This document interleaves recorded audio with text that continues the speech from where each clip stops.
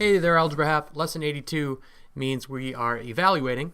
We've done that before with unsigned numbers. Now we're going to do it with signed numbers, which we've been learning about the last couple lessons, including how to algebraically add, keeping the sign with the number that follows, and how signs change when you multiply and divide with them. We're going to follow that order of operations we use PEMDAS, remembering that what comes first, multiply or add? Multiply, right? So these grouping symbols here that imply multiplication are going to happen first before algebraic addition like that. Make sense?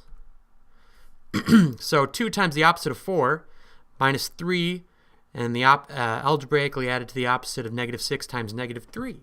Put it all together. We're going to start with this multiplication, and then we'll add up our final components. So 2 times, we're doing this first one, 2 times negative 4, negative 8, and we still have a minus 3. Don't try to do that part yet. That's minus, not times. Algebraically adding. We could even show it as plus a negative 3. Minus, because this is adding, and then we put this together. Negative 6 times negative 3 is negative 18, positive 18.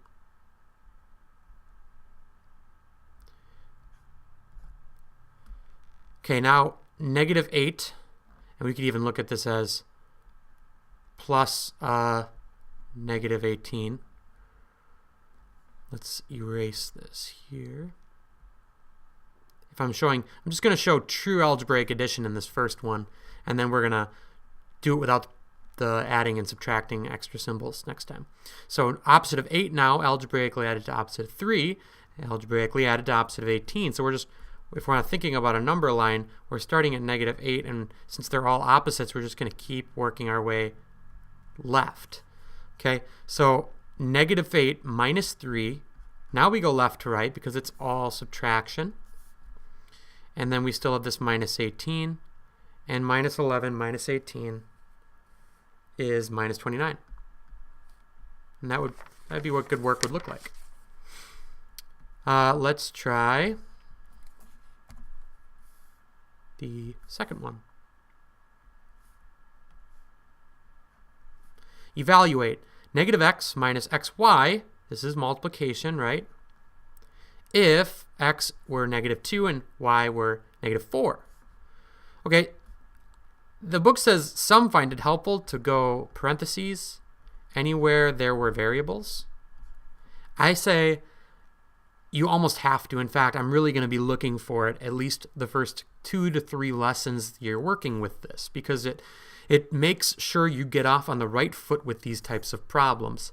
And then anywhere I see an x up here, here and here, I fill in my negative 2, because that's what x is worth. And anywhere I see y, right here, I fill in a negative 4. Okay?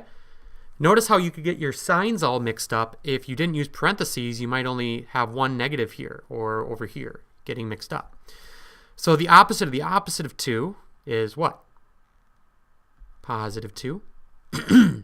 Minus, we have to do this multiplication before we algebraically add. And opposite of 2 times opposite of 4 cancels out your opposites, giving you a positive 8.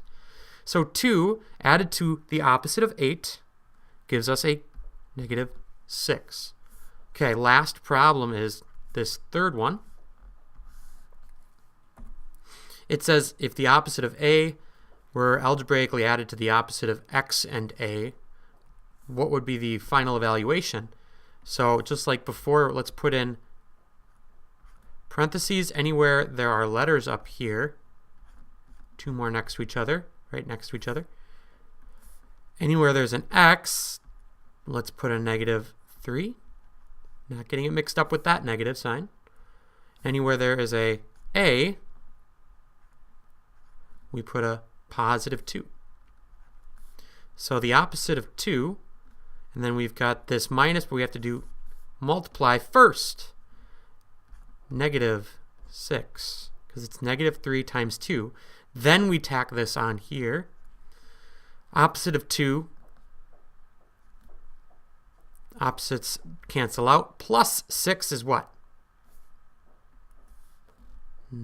Positive 4, because if we're over here at negative 2, you can even write a little number line there to help you. If we're at negative 2, then we go plus 6, 1, 2, and then another 4 left gives us 4. Okay, let's try A through C, because these shouldn't take you too long, but you're going to get so many of these in the future. So do all 3, please. Good luck.